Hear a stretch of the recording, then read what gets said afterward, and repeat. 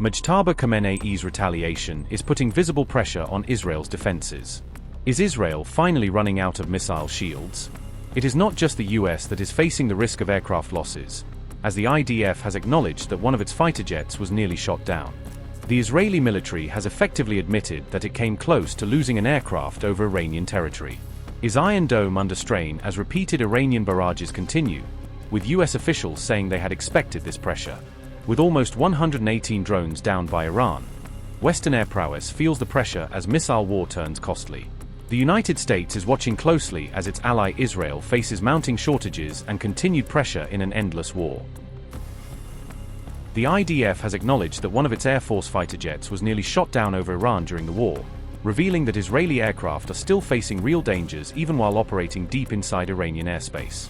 According to reporting citing the Israeli military, an attempt was made to shoot down the jet, but the aircraft was not hit and the mission was completed successfully because of the pilot's alertness and professionalism. Notably, this incident comes even though the United States and Israel have repeatedly said they achieved air superiority over key parts of Iranian airspace, showing that air superiority does not mean the skies are completely risk-free. Israeli Defense Forces said, and I quote, "An attempt was made to shoot down the jet, and it was close to being hit. The attempted interception of the plane failed due to the alertness and professionalism of the pilot. The sortie was completed successfully. The incident was investigated by the IAF, and lessons were learned," unquote.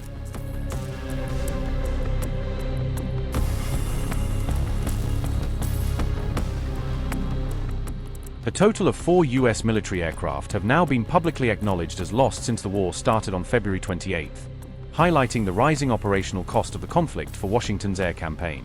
Recently, US Air Force tanker planes were hit in Iran's latest attack on Saudi Arabia, showing that American support aircraft on the ground are also becoming vulnerable targets as the war expands across the region. According to the Wall Street Journal, at least 5 US tanker aircraft were damaged by Iranian missiles at Saudi Arabia's Prince Sultan Air Base, one of the most important locations used to sustain American air operations in the Middle East. The same Wall Street Journal reporting said that as many as 7 tankers were damaged in the broader incident, although they were not destroyed, and no casualties have been reported from that strike. The reports about damage to US tanker aircraft came amid the crash of a US KC-135 refueling aircraft in western Iraq, adding to growing concern over the strain on American aerial operations during the war. All 6 crew members aboard the KC-135 were killed, but US military statements said the aircraft was not brought down by hostile fire or friendly fire, even though the Iraq Resistance Front later claimed responsibility for the crash. Earlier, 3 US F-15E Strike Eagles were shot down in a friendly fire incident over Kuwait, although all 6 aircrew members managed to eject safely and were recovered alive.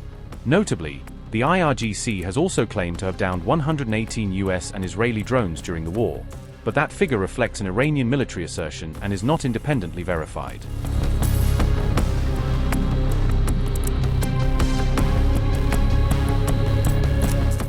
Israel informed the United States this week that it is running critically low on ballistic missile interceptors, a development that points to growing pressure on the country's air defense network as the war with Iran continues.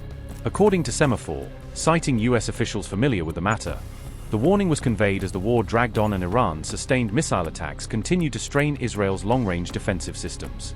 The same reporting said Washington had known for months that Israel's interceptor stock was already running low, while US officials also stressed that America's own interceptor supplies remain sufficient for its regional needs.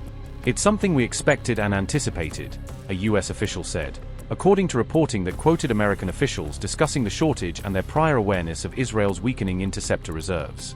US officials also said they still have all they need to protect American bases, personnel, and broader interests across the region, signaling that Washington does not believe its own defensive posture has been similarly weakened. Meanwhile, Turkey said there is no serious initiative at the moment to resume negotiations between the United States and Iran, although Ankara indicated that Tehran may still be open to quieter back-channel diplomacy. Since the war started, we've been discussing with everybody, to be honest. But this time, conditions are different because the countries that we are mostly cooperating in the region now under fire, under attack. So it is really putting them in a different position now, especially Qataris, Saudis, Emiratis. You know, they are under attack, and so the way the war started and the way that it escalated is wrong and a colossal mistake on everybody's part. So we are talking to Europeans, we are talking to Americans and some regional countries. I think every 2 or 3 days I speak to my Iranian counterparts, and my feeling is that they feel betrayed because second time they were attacked during the talks, and so I think there is no reason for them now to openly mention about the discussions. But my guess is, I think they are open to any sensible back channel diplomacy. At least they should be. They should be. I think some messages maybe back and forth carried, but first of all, we need to see the clear definition of the United States military objectives. So I think the President Trump is defining sometimes the military objectives. We need to come up with an endgame plan. Well, as you know, I mean, as our President has made it very clear, Turkey is a very capable country, but in this case, we don't want to be dragged into the war. I mean, because we shouldn't be provoked, we shouldn't be dragged into war.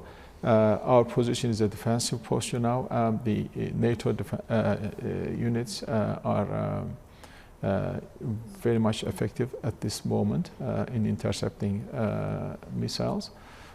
So our primary objective is not to get into this war. And I said, look, the Americans and the Iranians can discuss really the nuclear issue, and we as regional countries can come together actually discuss the other two with Iran. And in our belief, because as much as Iran has some problem with the United States on nuclear file, there is also some ongoing trust issues in the region. Well, if you look at the Israelis are after the worst case scenario because they don't pay the price. The region pays the price, the Americans pay the price, the Europeans pay the price. They are very well off all the time. This is how they built the system around the world. So the Israelis really don't care about. They want to see the Iran as a country, a nation, gone. And they are making it very clear. They are very much revengeful. And so there is no way to bring them to their senses. No, it's not possible. But the rest of the international community, I think, can work together to really address the existing problems, including the security of Israel in the region, because Netanyahu cannot bring security to the Israelis. He can only bring war to the Israelis. Well, that is the question that we don't know the true answer, and what we know that he is alive and functioning, and I think he is partly injured as a result of the attack. But he is functioning. I think and the process of electing a new leader and the medical conditions of the new leader, I think created a gap. I think that gap has been filled by the High Command of the Revolutionary Guards. Now they are charging the war and leading the action. And structurally, as they have mentioned, they have autonomous command and control centers for different military units.